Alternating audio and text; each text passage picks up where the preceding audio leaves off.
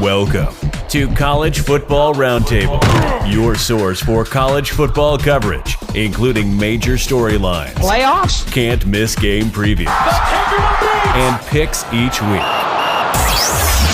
Join your hosts, Dan, Rob, and Jordan at the Roundtable for a show unlike anything else.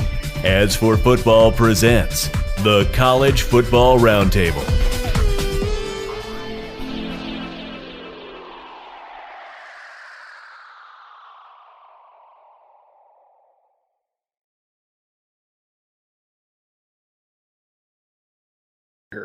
All right, what's up, everybody? Week 1 is over. The Colorado Buffaloes bumped off the Horned Frogs, and the top 25 shakeup has already started. We were recording this before Duke and Clemson.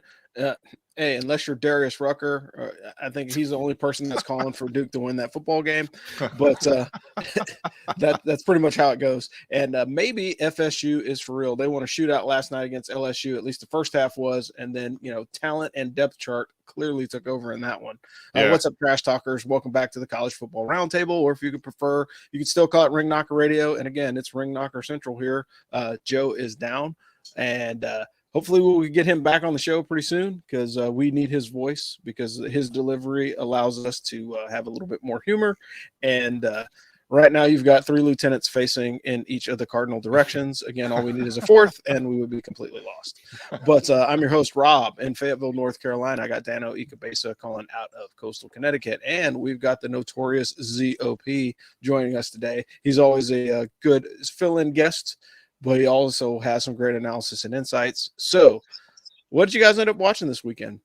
I watched a ton, man. I caught most of NC State at UConn, Louisville at Georgia Tech, Virginia at Tennessee, Northern Illinois at Boston College, which was my second favorite game of the week, only to Colorado at TCU, USF at Western Kentucky, a little bit of UMass at Auburn, Army obviously had UTSA at Houston playing on the other TV. And then, man, outside of the fourth quarter in Monroe, Louisiana, it was an outstanding Saturday that I enjoyed thoroughly. Yeah, it's a good football Saturday. How about you, Zop? I'll tell you what, I was bullish on the Utah-Florida game. It was a payback game at home at Utah. Really liked it. If you saw a student section, an entire crowd bleeding red, it was in Utah. Excellent game. Totally shut down the Gators. And so the SEC chant was a little dulled down after that. A couple of the beatings, where it says OU and 2 schools that really tried to dominate. Yeah. Oh my goodness, 73 points Oklahoma, 81 points Oregon. So the Big O's kept. Yeah, that is very true. For me, like I said, my comment is simply this: Florida's dead. As much as we like to see the SEC is like the road to the college football championship, I think genuinely right now that is fully seated with Georgia, and everybody else in that conference needs to catch up, to be honest. Utah, they put it on them without Cam Rising, right? That guy's hard down, and if Cam Rising is not playing in the game and Utah is still performing, everybody that plays that team is going to have their work cut out for him because Cam Rising is an athlete. And if his backup is just as good, hey, yeah, enough said there. But to be completely honest, like I said, I watched the Colorado TCU game from start to finish. I don't know who I'm more impressed with, Shedeur Sanders or Travis Hunter. I mean, literally, you heard all the speculation in the offseason from Deion Sanders saying, hey, both of these guys should be top Heisman candidates. And you don't believe it.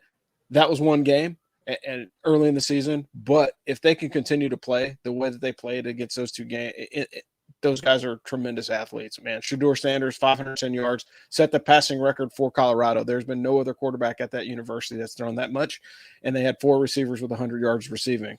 I mean, I don't know if that's a good thing or a bad thing, but way to silence the critics. And the other part of it is, and I teased this on the Army football show, but the Pac-12 was 13-0 this weekend. So are they starting their revenge tour, or are they just playing better because they're looking on to greener pastures? But and back to Zop's point, like the beating that OU put on them, like what's happening to all these teams that are switching conferences? Are they trying to set the tone before they go in? Hey, OU, I hate to tell you, you may be able to do that in the Big 12, but you're going to get smacked around when you get to the SEC. So enjoy it while you can. But Moving on to the reading. We've got a sponsor here at Ask for Football. It's BuyerBarn.com. BuyerBarn was founded by class of 97 graduate Dan Robinson. Dan ran a traditional farm co-op and animal auction and realized, hey, there's got to be a better way of bringing this to the 21st century. Dan and his co-founder Dinu took their experience in IT management and development and built the world's first farm-to-farm online auction and sales platform. BuyerBarn provides reduced animal issues or animal health issues because they reduce animal to owner contact, reduce fraud through a buyer seller rating system. They have a fully integrated auction platform with secure payments, convenient to buy or sell in your own time, and better market pricing because of the wider audience. To find out more, go to buyerbarn.com or email them at info@buyerbarn.com. They're offering a special discount for military veterans who want to assist them in the family farm revolution. Dano, let's run down the service academies. Fast and Furious. As we said, Army did not look so hot in their first outing with the new offense. A lot more on that in the Army football show. In short, however, it looks like this new offense is still quite a work in progress. Here's hoping for the best. Air Force this week is on the road at Sam Houston. They're 1-0 after stomping an FCS team. Looks like they have a decent team. They seem to be the least impacted by these cup blocking changes. But let's wait until they get into the heart of their schedule. After seeing what Wyoming did to Texas Tech, that looks like a tough game. They also have games coming up against Utah State, San Jose State, San Diego State in the next few weeks. So, I wouldn't say it's easy. I think San Jose State in particular is way better than advertised. Utah State, I don't know. I think San Diego State's going to be okay. So I guess we'll see. Navy is coming off the bye week after having gotten trounced by Notre Dame. They'll open their home campaign this Saturday against Wagner, which is an FCS team on Saturday. Ought to be interesting to see how they bounce back after week one. Their offense looked at least as anemic as Army's did. And finally, in the FCS ranks, the Coast Guard Academy lost 28-44 to the University of New England. They take on the Anna Maria Amcats this week. The Bears have won 3 of the last 4, and they won 66-28 last year. So we'll see what the Coasties do this time. And the Merchant Marine Academy put the hurt on Western Connecticut, 52-35. They start their home slate against Gallaudet. Looks like Merchant Marine Academy is the stronger of the two teams this year. What are you going to do? Yeah, so at this point, this is where we would introduce Joe for the Blue Falcon of the Week. However, because he's down, I will try and do my best of impersonation of Joe.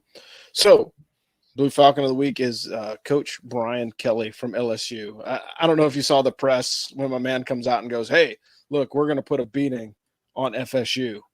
Well, the reality of it is you didn't. It did not age well at all. I saw a couple of crying Jordan memes, which I thought were hilarious of him after making that statement. I think probably in his mind he wanted to, but you watch that game, the first half it was close, and then it turned into a track meet. And Florida State is for real because they have some athletes and a lot of speed on the outside, and so I think that's going to be a challenge for everybody in the ACC. And I mean, good luck to you. But, as a coach, you don't want to say anything dumb. I think that was probably one of the dumbest things that you could have said in front of a live studio audience, and then got trounced, lost by 20. Oof, not good. All right. Moving. Also found the largest bus in the street and threw his entire team underneath it. He gave up on them. It went public. I mean, so you take this ABC game, it's on prime time, and you take your entire squad and chuck them under the bus game one. So what do you think the team's going to do to bounce back or not bounce back on purpose? If that's your fearless leader, that was garbage. Haven't seen one of those bus pushes until, Bobby Ross pushed the Army team underneath the bus when they were at home, giving up a 99-yard scoop and score off the corner. And Bobby Ross, again, just raised his hand and said, I'm no longer coaching this football team. So it's that kind of stuff right there doesn't play well in the locker room. And if I was a player, I think I'd be a little bit ticked off. Yeah. The main thing is like coaches are there to use the cliche, coach, teach, and mentor, right? They're supposed to provide those guys with purpose, direction, and motivation. You're kind of stripping away all of that when you're like, oh, well, these guys just didn't play up to their capability. Look, Florida State is good, legit good. You edged them out last year. They beat you off a blocked extra point, I think it was last year. So, again, you had trouble with that team. Hey, be honest. Hey, we're going to come in. We're going to put our best foot forward and, hopefully we get the win. But there's a lot better ways of saying, hey, look, we know it's going to be a close contest, but don't come in and poo-poo your team. But moving on to the top 10, we'll break this down real quick. Not a lot has been released because the AP top 10 doesn't come out until tomorrow because they're waiting for the final score from the Duke-Clemson game. The only thing that I kind of see that will probably happen is LSU is definitely going to fall out of the top 10, or at least at the very least switch places with Florida State. But right now you have UGA is number 1, Michigan's number 2, Ohio State's number 3. They probably should move down. Bama is number 4. LSU is number 5, and that's pending the reboot tomorrow. USC, Penn State, Florida State, Clemson, and Washington. You think Tennessee gets to move up because they were 12 and they beat the hell out of Virginia? They're gonna jump in there with LSU dropping out? Yeah, I think they would have to, because I think Tennessee had they had a decent matchup and they won. And so I mean, they won big. That game was not close. Yeah. Well, it'll be interesting to see, do the sports writers hate on Joe Milton as much as they hated on Tennessee last year? You know what I mean? Because there's a lot of talk about it and a lot of controversy about, Joe Milton, we know that he has an arm, but can he win? Well, he came in and won after, last year when QB1 got hurt. And so he's got an opportunity to show up and show out this season. So I'll look forward to seeing, what he has going on. But, number 17 TCU was the first top 25 upset. LSU will definitely be out. So far, we've only had 2 upsets in the top 25. But if last year or the previous year's Indy indication, you're going to see between 40 and 50 head-to-head losses and matchups, and guys are going to be shuffling all the way around. Always tough to be number 1. I think looking at the rankings this week, man, Georgia did not play well in the first half. UT Martin was giving them all that they can handle, and then all of a sudden they went back into the locker room and I guess Coach Kirby Smart was like, hey, you realize you guys are the defending national champions 2 years in a row. You might want to play that way. Every year for the first half of the season. They sleepwalk through the first half of the season. I mean, what was it? They played Akron or somebody last year. Yeah. Close. Yeah. I forget. It was somebody like that. And it was Mizzou too. They did it last year with Missouri. They almost lost. So yeah. I mean, look, simple rules. You learn this as a toddler. Don't play with your food. They should be trying to put people away, particularly if they want to hold on to that number 1 spot, because they know Bama is coming. Same thing with the Buckeyes. Buckeyes looked horrible this week. Their offense was super, super emaciated. They're hyping up their new quarterback. There's quarterback controversy. Maybe there is, maybe there isn't. Who knows? But the bottom line is they didn't put up, their requisite 35 plus that they normally do. Zop, you got something? But I think you got the theme right there is quarterbacks. Quarterbacks matter. If you got Williams tearing it up at USC, they played better defense. I would be a little bit more bullish on USC. It's just the Pac-12 just doesn't like playing defense. It's just in their DNA. But if you look at the Pac-12 quarterbacks, they had 4 over 300 yards and at least 3 touchdowns. All of them leading pretty successful. Washington State, Washington, USC. So if you notice, the trend is the teams that look good had their big quarterbacks behind them. Michigan looked way better than Ohio State because J.J. McCarthy is playing great football. Ohio State's a question mark quarterback. Alabama is a question mark, and they didn't really play anybody. Middle Tennessee State's not enough to really challenge. But absolutely, Caleb Williams bouncing back after a Heisman Trophy campaign is absolutely going to lead this team, and he has weapons. If you thought he had weapons last year, take a look at, we have freshmen that run like Reggie Bush. So overall, is the teams that really excelled and stood way above from the pack, scored over 80 points. The one common thing I think was the quarterback play.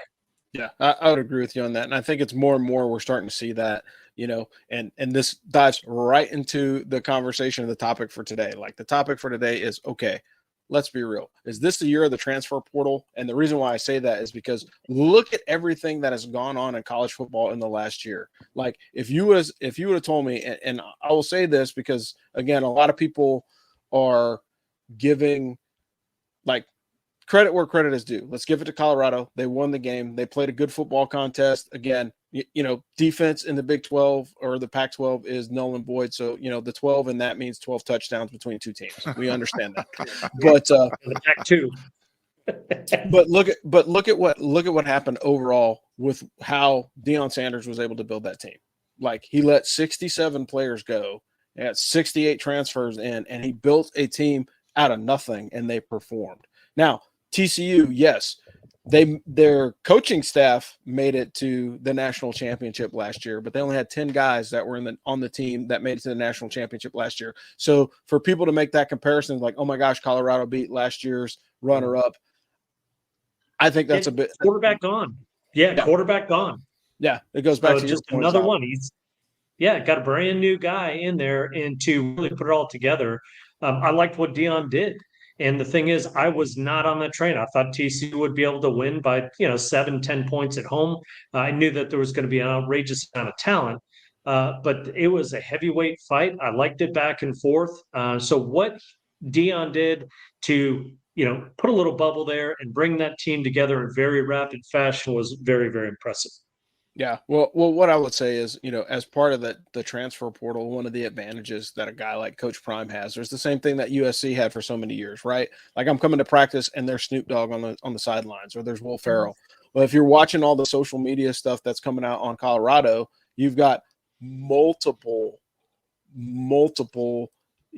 Hall of Famers coming to practice. You've got Warren Sapp teaching 3 technique to the defensive linemen. You've got Michael Irvin coming to talk to the wide receivers. You've got all these people out there that are coming to his practice. So it's not only does he have a great coaching staff, like, look, you think about it. His offensive coordinator used to be a head coach, left the job and came to Colorado because they believe in what Prime is saying. And so all that being said, the transfer portal was a huge part of him being able to establish the team that he has. Dano, I know you had some notes in the drive, so I'd love to have you cover what you saw too. Well, yeah. So let's just take a step back from, Deion Sanders is Deion Sanders, and the fact that people think that he somehow doesn't know how to play football boggles my mind. But, ULM that we saw a little too much of had 40 plus players out of the portal this season. And at least on defense, they were not remotely the same team that I was expecting. Like, they looked vastly improved. UMass is suddenly a real football team. They held it close with freaking Auburn for a quarter and a half. Yeah. Like, that quarterback, what's his name? Pumachan. Oh my God. And, Colorado, you talked about. UConn went toe-to-toe with freaking NC State. And UConn is almost built on the NFL model. Like, they got a handful of core players, and then they got a bunch of people to round it out from the portal. So, for example, their top 2 running backs are back. Plus, they got quarterback Joe, I think it's Fanyon from Maine, and wide receiver Brett Buckman from Delaware. And their offense is now 1,000% more dynamic than it was. Like, if you remember, that was a run-heavy team. Kid Rojas. Yep. Like, he was a true freshman last year. Well, this year he's back and he's better than ever. But now he's got an actual quarterback who can actually throw, and that's a real football team, and they look good. Yeah, they played good offense. They opened up the playbook a little bit. Yeah. 2 years ago, UConn's offense was horrific. Yeah. Last year, it was a little more imaginative, but now they have the right players to complement what the plays are. Yeah. Turn the ball over at a critical time against NC State, who is very stout up front as far as defensively, but as far as the portal and the people that they're recruiting. If you looked at the front 4 for UConn, they went to the state of South Carolina. I'm pretty sure 3 of their 4 defensive linemen from South Carolina or Tennessee or places that are very warm. I know that much. Interesting. Yeah, it's just amazing to me. There's definitely players on the UConn team that you will recognize from being on UConn for a few years, but they, like I said, it's like the free agency model. They rounded it out with the guys that they needed, and that program looks really good. Like, there's been talk about them joining the Big 12, and I think they'll be competitive. Yeah. Well, look at Caleb Williams, say what you want about Lincoln Riley. Lincoln Riley built an offense to support Caleb Williams, both at Oklahoma and now at USC. And the dude's balling out of control. Like it or not, he's playing incredibly well. And it's because the system is designed to protect him, but he's also super, super athletic. And imagine that guy could still be in the Big 12. He probably would have hung 80 at Oklahoma this weekend. He probably had 6 touchdown passes and would have played for them. But the other part of it is now he's at USC, and barring any major catastrophe, like, again, I will always argue that, the quarterback with the best record, that's a Heisman finalist. If you're going to give it to a quarterback, needs to be the guy. He lost to Cam Rising twice. Cam Rising should be the Heisman Trophy winner just because he beat Caleb Williams in head-to-head matchups. But performance-wise, you can't deny it. You know what I mean? Like, football math doesn't always add up. But Caleb Williams is, he's performing. And you get those role players, you get those other guys in that you need, and check it out. Who else is going to be in the Heisman talk right now? Freaking, Sam Hartman. Threw another 3 or 4 touchdowns this past weekend. Dude, Sam Hartman needs to be in the NFL. Yeah. but he is good enough to hold a clipboard somewhere in the NFL. I don't know if he'll find a spot, but he does have that kind of talent. It's insane that he's still hanging around in college. Yeah. I mean, when you see him without his helmet off, he looks like John Wick, with the big full beard and the long hair. I think he looks like Dan Fouts. He looks like a young Dan Fouts. Yeah. But he's another guy. Right? Yeah. That looks like that. If you watch the Georgia Tech Louisville game, Georgia Tech and Louisville, the Georgia Tech QB1 and wide receiver 1 used to be on the practice squad at Texas A&M. They transferred together. So this guy's been throwing balls at this guy for at least a year plus, and now he gets to do it in a game. Right? That's nuts. And that's the transfer portal. Imagine you're able to pick up packages of players now. If you have room, like salary cap, I hate to say it, but if you have room or scholarships or enough NIL money, you can bring a whole receiving troop in for your quarterback that needs it. Yeah, think about Travis Hunter. Travis Hunter in Colorado, played both sides of the ball. He looked like Deion. That was amazing. This guy was impressive. And the fact, you see this right here. He's absolutely in the conversation because he was so athletic. He made plays, made impacts.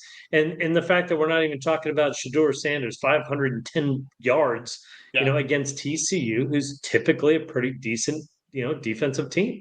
Yeah. So it was fun. It was fun to see it all out. And I thought that Caleb Williams is looking steady Eddie. He's looking more and more like the number 1 pick in the NFL draft. He looks great on Dr. Pepper commercials. He looks way better than Bryce Young did. And so you got Hollywood, and he's showing out in front of the cameras. Yeah, for sure. And the other part of it is, jumping back on the Colorado thing for a little bit. Look, Colorado hasn't had a quarterback ever like Shedeur Sanders. The accuracy of that kid's dropping balls in a bucket. He's doing back shoulder throws on a covered receiver, and he had a couple of drops, but the ones that they caught, dude, that's soul breaking. That's NFL type throws, and he's a sophomore in college. Get out of here, But it doesn't hurt that your dad is it doesn't hurt that.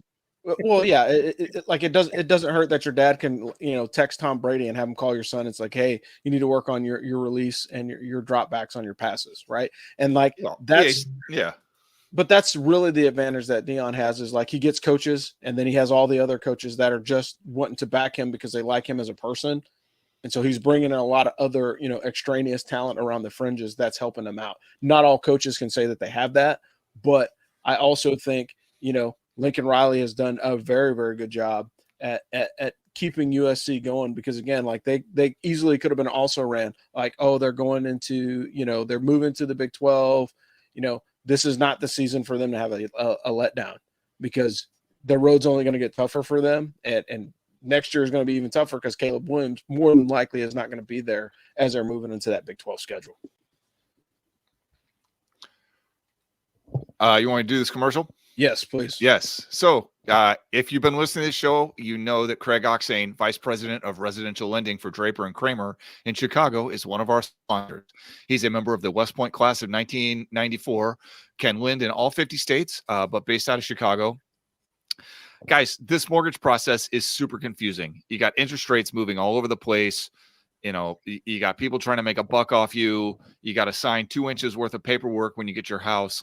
It's scary as it can be, right? You don't want to deal with somebody who does not care about you. Somebody who looks at you as a number or is just, a call center, big box bank, mindless website, whatever. So we're trying to introduce you to an actual person, right? This is how the West Point Network functions. Craig is helping us stay in business here at As for Football, and we're helping you get the best deal that we can on a mortgage by introducing you to the guy that you need to meet. Plus, Craig does not charge lenders fees for veterans. That's a huge savings, like $1,300. That's a lot of money So Craig Oxane, Vice President of Residential Lending for Draper and Kramer. Link is on our website. Just go on there, askforfootball.com, click the link, answer a few questions. You'll be talking to the dude in a couple of hours. Like, it could not be easier. And we literally get emails all the time about how awesome he is. Thanks, Dan. All right, so we're going to run down the games for the week. Well, not really. Games of the week. So we'll start at the top. Hey, there's Thursday night football again. So you got Murray State and Louisville. If you're a Louisville fan, go ahead and watch it. I don't know if I'll be tuning in for that one. I don't like to watch public executions. Friday, September the 8th. You've got there's no ranked matchup on Fridays. You got Indiana State and Indiana. You got Illinois and Kansas. That should be an interesting one. I think that'll be the most interesting one. To Friday night. Saturday, you've got K-State taking on Troy. That should be a window, a peek into the future for, future Army opponent, but also is K-State as good as they were last year? Because they're a pretty doggone solid team. They actually bumped off TCU in the Big 12 championship. So again, there's opportunity, for the returning Big 12 champions to smack around Troy down there. You got Notre Dame and NC State. That one is probably going to be a much more compelling matchup than people think. I mean, at first, NC State, it's NC State. Are they going to be that good? They've played some really tough games so far this season, and I think Notre Dame's got their work cut out for them. Ohio State is beating up Youngstown State. That should hopefully be the offensive performance that the Buckeyes should have had this past week. They should probably be able to turn on the juice against Youngstown State, but don't sleep on the Penguins because they are a pretty solid squad. And the tie there, honestly, is Jim Tressel is the coach for both of those organizations, and that's an opportunity. You got number 14, Utah at Baylor. Does Baylor even have a football team? They were great a couple years ago, and everybody was high on them, and then now they just kind of disappear. Is this going to be the year that they kind of come back into prominence with all the shuffle going around? This is a chance for them to come back out on top. Georgia's playing Ball State. Who cares? That one's going to be pretty disgusting. You got Delaware against Penn State. I will actually watch that one, or at least catch part of it, because I think Delaware. Really? Delaware's a much tougher team than you give them credit. I think they'll hang in there. I think they'll hang in there the first half, and then talent and depth chart will take. All right. We'll talk about it next week. Yeah, for sure. You got Delaware State and Army. They kick at noon on Saturday. That's going to be on the CBS Sports Network. Let's see. Moving down, you got Holy Clemson. Cross at Boston College. That's an upset. You think so? Watch out for you.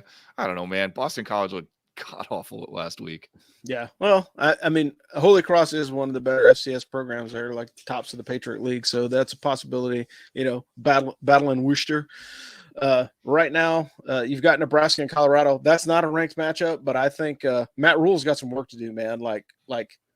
You fired Scott Frost because you thought that was the best move for the team, or maybe it's just that your team is bad.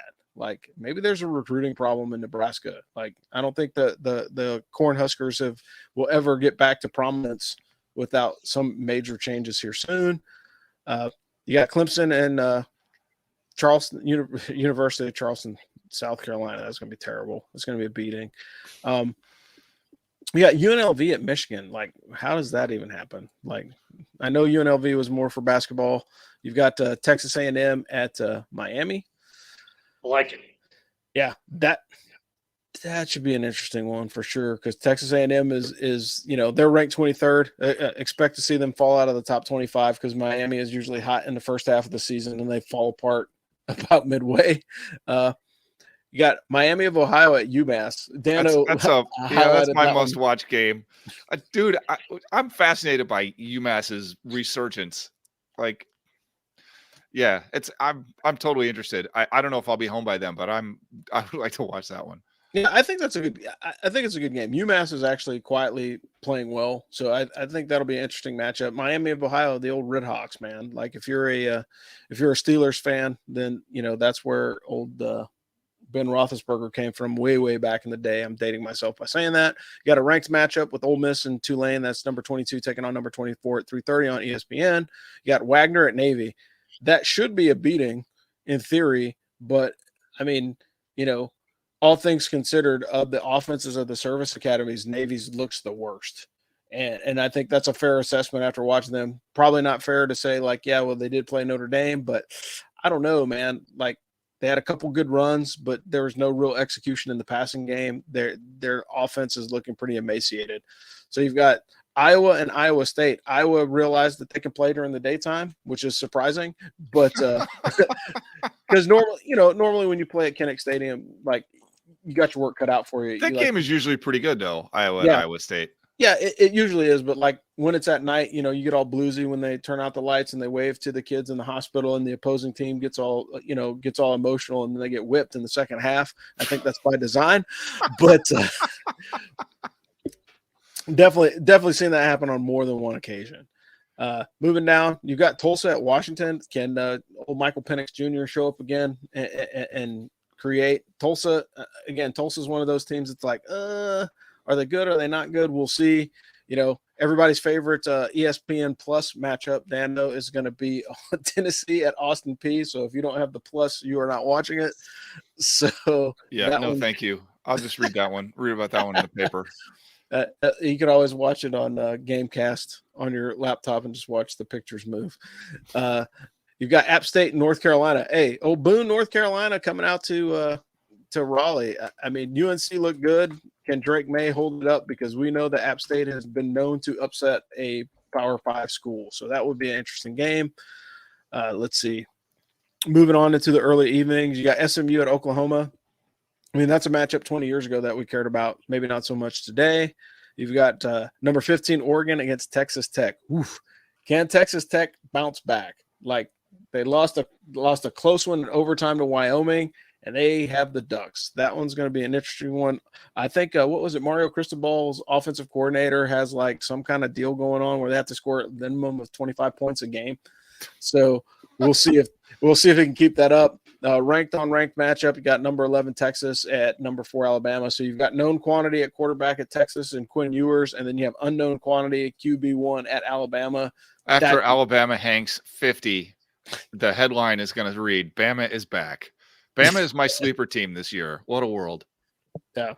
We'll see what happens. I think that'll be a good matchup. Quarterback play. It's going to be it'll be a quarterback duel for sure. Dude, it's going to be all about Alabama's defensive tackles and Texas quarterback. Yeah, we'll see. I mean, we might get to see Arch Manning a little bit earlier if Quinn Ewers goes down. But yeah, so moving on, getting down into the early evening schedule on Saturday. You got Wisconsin and Washington State. That should be an interesting one because the Cougs played pretty well last week, and Wisconsin, it's a second game with Luke Fickell at the helm. He's known for putting on good defensive teams, but like he needs to have some offense, like for real, because we always know that there's going to be a 5-star running back, probably a 5.5-star running back at Wisconsin that they're going to be able to ride for many, many games, but sometimes the rest of the offense doesn't show up, and that's usually what keeps them from getting over the hump. So we'll see if they can do that. And then LSU's taking Grambling State on. I mean, that's good. That's a money game. Well, they're going to win that one. Yeah, that's a money game for them. But what if they don't? Like that'd be a tragic. You got Nichols at TCU. TCU is going to be licking their wounds in the night game. They're probably going to be out of the top 25, if not in the mid 20s. Southern Miss and Florida State. Oof.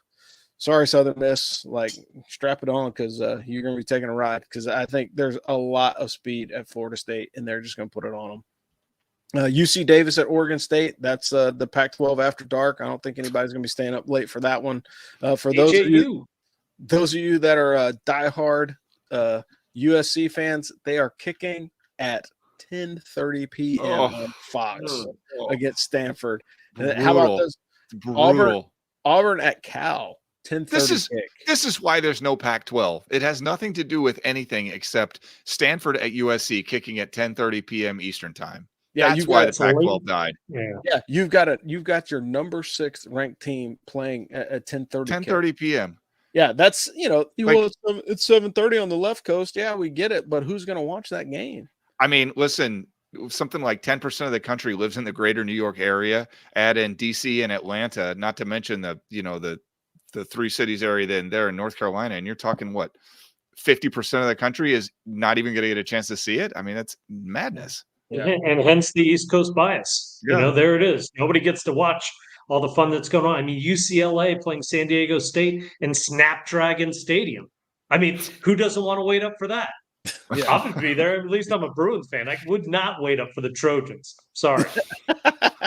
And then rounding out the schedule, your last 2 games, you got Oklahoma State at Arizona State, FS1, 10:30 kick. And then the Pays de Resistance, you have – like, I feel bad for these guys. University University of Albany at Hawaii. Come on, that game is perfect, man. It's an FCS game at Hawaii. It's a money game. Like, they don't even care. Yeah, they want to go out there and catch some waves. Yeah, they're on the beach for sure. Yeah. So, Dano, you already mentioned yours. Zop, what you watching? Well, I'm watching the Bruins. I mean, I'm going to be at the Army game. Obviously, Saturday, I'm going to try and get back, turn on the late night games. I think, UCLA played Coastal, 2-touchdown win. They look pretty good. 5-star quarterback out of Detroit. They're going to move to him pretty quickly. Moore's much more talented than Gabbard is. So I think that they're going to go the direction of the freshman pretty quickly. And they're also pretty deep on the defensive side of the ball, holding Coastal to 13 points. Yeah. Dano, how about you? Yeah, man. You said it. Notre Dame at NC State is an interesting game. Iowa at Iowa State. I got a good friend that went to Iowa State. Miami of Ohio at UMass. We talked about that. Minutemen looking to get back above 500, and I think they probably will. And then Texas at Alabama, man. I am not a believer in Texas, and I am a believer in Bama. And UConn at Georgia State, like, that's a real interesting game. So we're taking the tailgate TV with us this weekend up to the lots. I got the battery. It'll show one game, but I don't know what game it'll show. Yeah. Well, I legitimately think, going back and looking at it, I'm definitely interested in Army. I'll be watching that one, of course. They have all 3 service academies are actually going to be televised this weekend because it's like Armed Forces Celebration on CBS Sports. So you're going to get to see all 3 academies play. It's like, I think it's Army at 12, Navy at 12 at 3:30, and then Air Force at 6. So that kind of makes sense based off the time zones and everything else. Like, I really want to watch App State, North Carolina, just because App State they're quietly good. They're always a good, solid team, and nothing better than coming in and upsetting in-state rival at home. I don't know if it's going to happen, but I think that'll be an interesting game to watch. And then, I will definitely peek in on Texas and Alabama. I think Texas's best chance is to turn it into a track meet, try and get something over the top against Alabama's defense. They got to get the ball out of the QB's hands early. So if they're dinking and dunking, short passes and they get into a rhythm, I mean, Quinn Ewers is good enough to get into a rhythm and keep Alabama off the field, but it's going to come at a cost, so how badly is he going to get dinged up at the end of this game? If it's close, if it's close at halftime, advantage Texas, but if Alabama jumps out on them early, that's like way too much pressure for a young quarterback to try and catch up against one of the greatest teams in the country. All right. I don't think you have 2 great games back to back. So Texas had them.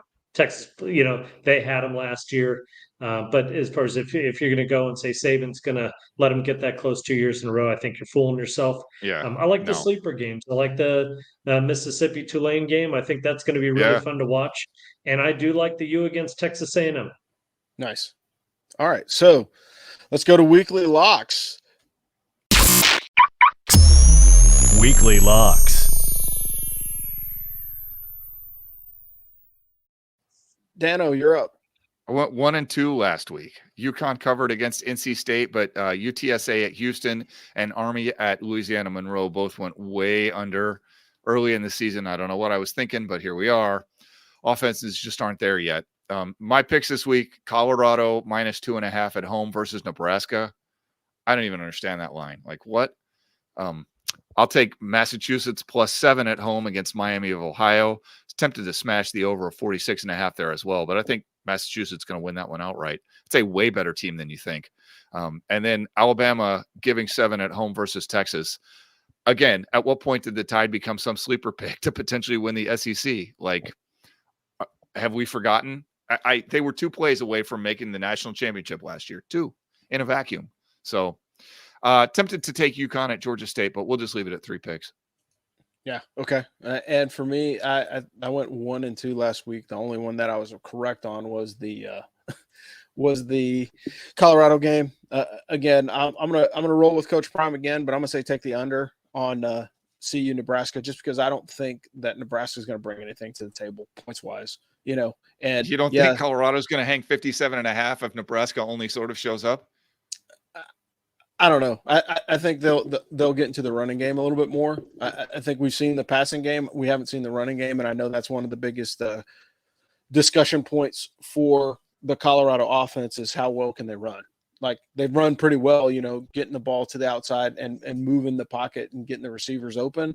But as far as like the pure running game from scrimmage, I think that's one of the areas that they want to work on this week. So do not be surprised if they, take up some time consuming drives and take the ball in the hands of Shedeur Sanders, just because he has the ability to control the game with his arm. And so if they start falling behind or it's close, I think they'll open up the offense and start throwing again. But I think they're going to focus on running this week, and that's why they're going to hit the under. Take Wake to cover the spread against Vandy. I think Vandy's, is 10.5. Vandy's 2-0, but I don't think they're going to hold up on a road win against the ACC team like Wake Forest, even without Sam Hartman. I think Wake is a better team.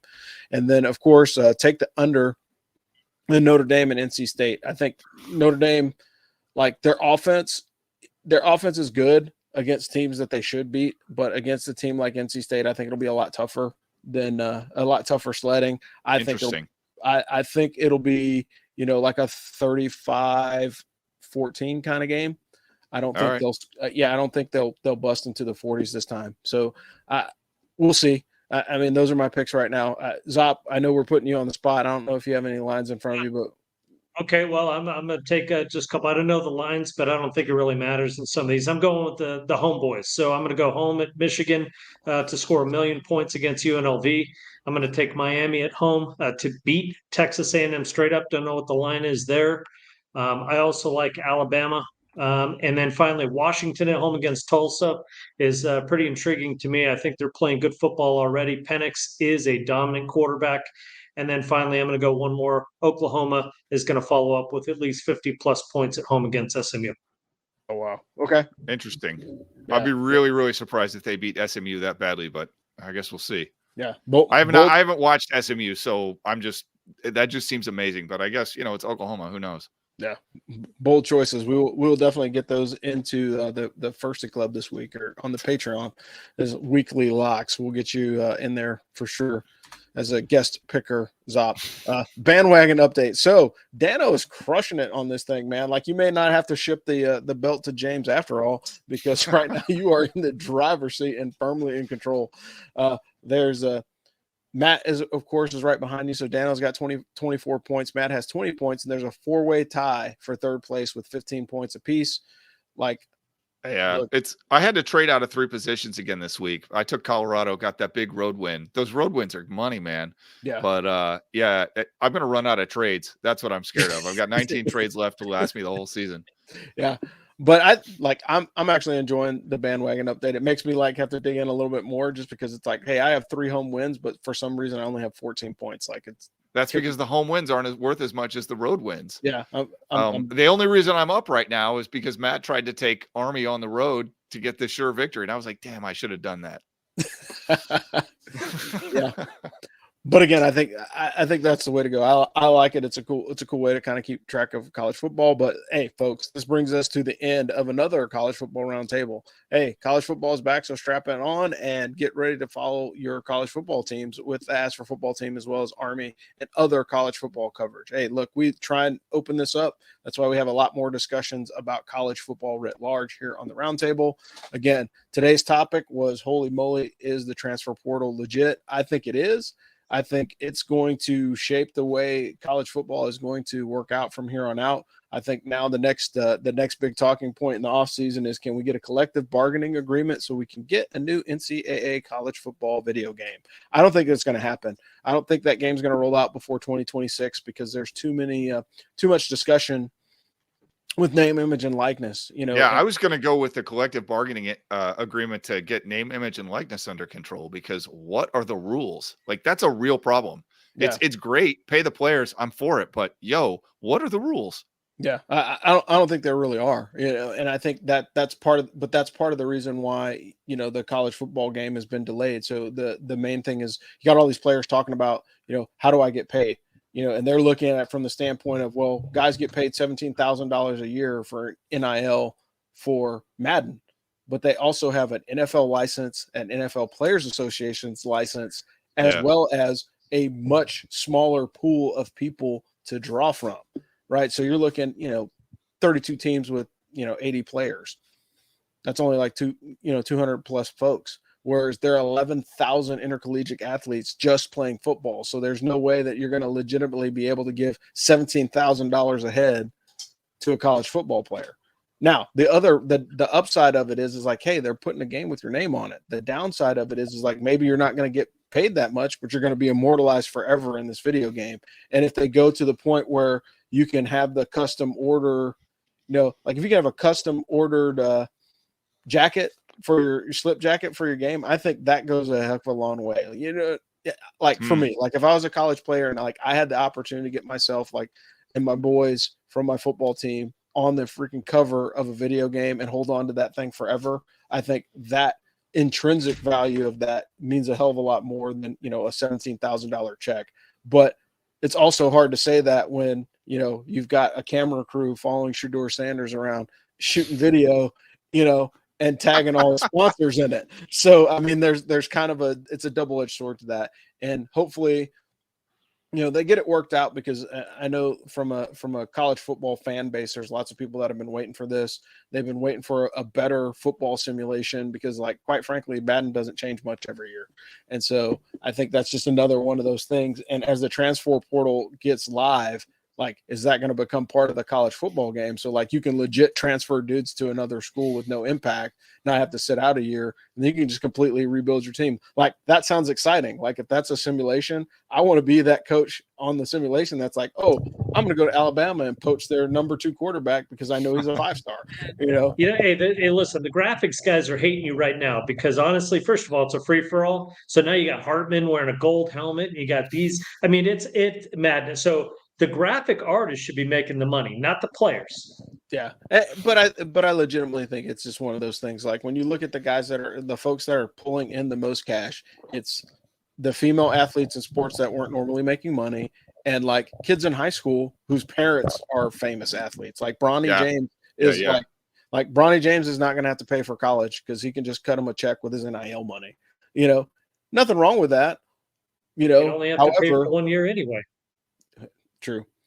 All right. Well, guys, we're going to wrap this up. Zop, thanks for coming on. The notorious ZOP, calling out of parts unknown. We got Dano Ikebesa out of coastal Connecticut, and I'm Rob, the Angry Colonel, calling from my upstairs office in Vietnam. But this is the end of the College Football Roundtable. Hey, we thank you guys for checking us out, and we will see you guys next week. Thanks. Beat Delaware State. Beat them. Go Army. All right. Thanks for listening to the Ask for Football College Football Roundtable. Tune in next week as the AFF team brings you more hot takes and college football analysis. We'd like to thank our sponsor, BuyerBarn.com. BuyerBarn.com is the world's first platform to perform online auctions and sales for farm animals. BuyerBarn.com is dedicated to helping small farmers in America and are extending a special discount to military veterans who want to help in the revolution of the family farm. Go to BuyerBarn.com/military. That's BuyerBarn.com, BYREBARN.com to learn more and to get started, or email them at info@BuyerBarn.com. Thanks again for listening to Ask for Football College Football Roundtable, and as always, beat Navy.